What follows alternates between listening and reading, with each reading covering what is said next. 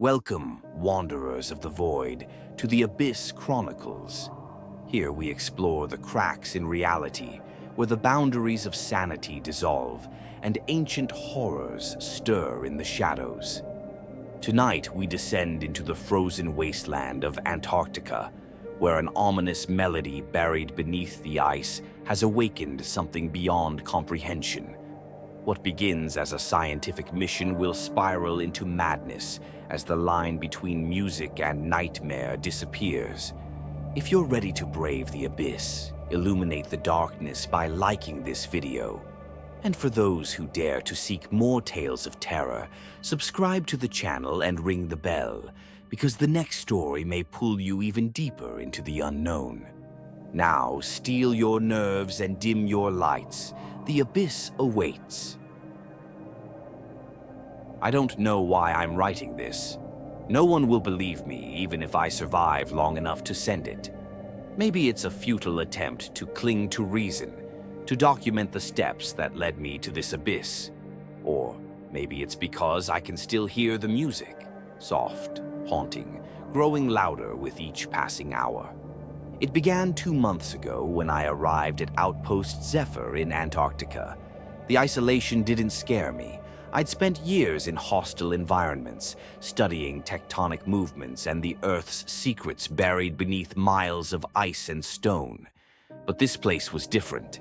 From the moment I stepped off the supply helicopter and into the howling frozen wind, I felt watched. The station itself was an aging, creaking structure, its walls warped from decades of harsh conditions. My team, Marcus Calloway, the station's jaded engineer, Dr. Raj Patel, a biologist with a poetic soul, and Elena Kirov, a stoic glaciologist, seemed unaffected by the oppressive atmosphere. I envied their ease.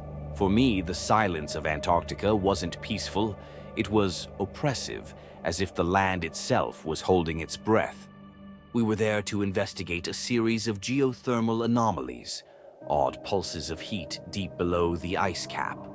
Satellite scans showed something massive buried in the ice.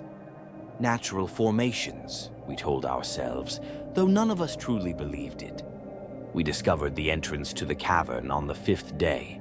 Marcus and Elena were the first to descend into the chasm, their lights cutting through the darkness like pale fireflies. I followed reluctantly, the weight of the frozen ceiling above pressing down on me. What we found was impossible. The cavern was vast, its walls shimmering with crystalline formations that seemed to hum faintly. At first, I thought the sound was just the wind filtering through the ice. But no, it was too deliberate, too structured. The melodies weren't random. They were harmonious, as if the crystals themselves were singing. "Beautiful," Raj whispered, his voice trembling. "It's like the ice is alive." I felt it too, a strange pull, a magnetic force that seemed to resonate deep in my chest. But with that awe came dread. The melodies weren't comforting. They were wrong, vibrating on a frequency that unsettled the very core of my being. We pressed on, deeper into the cavern. The further we went, the louder the music became. It was subtle at first, barely noticeable, but by the time we reached the central chamber, a cathedral-like space dominated by a towering crystalline spire, the sound was deafening. It wasn't just in my ears anymore, it was in my head. The nightmares began that night. I dreamt of a city, vast and alien, its spires reaching into a black, starless sky.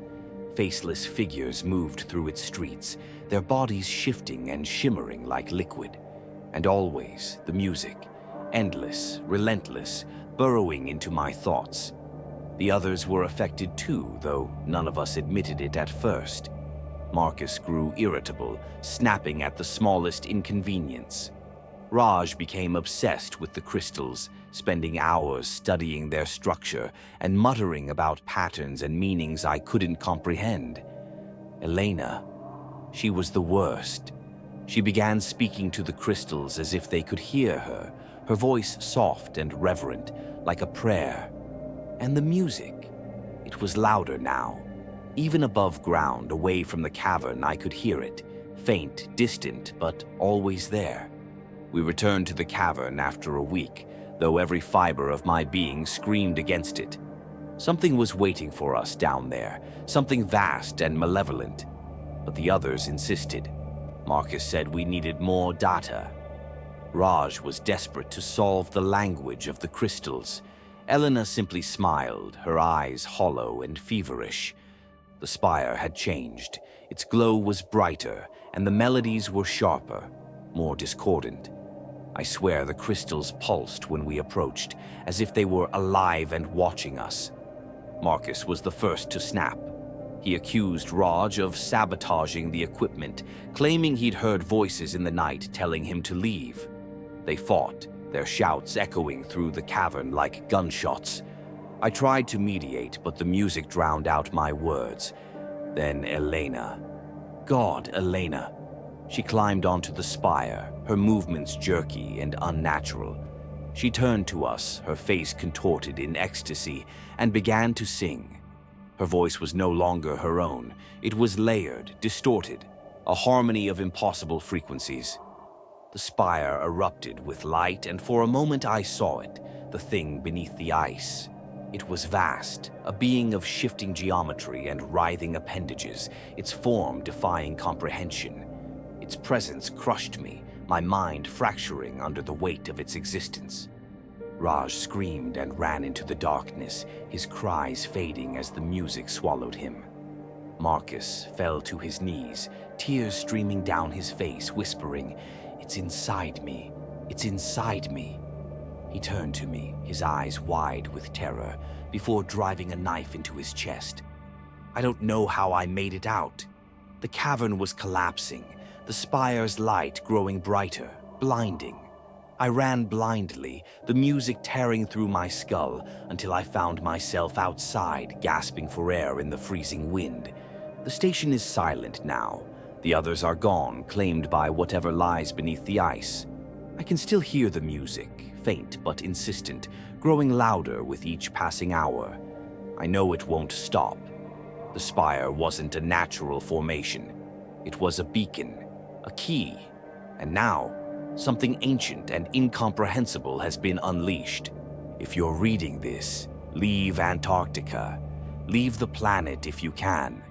The Abyssal Choir has begun its symphony, and soon its song will reach us all.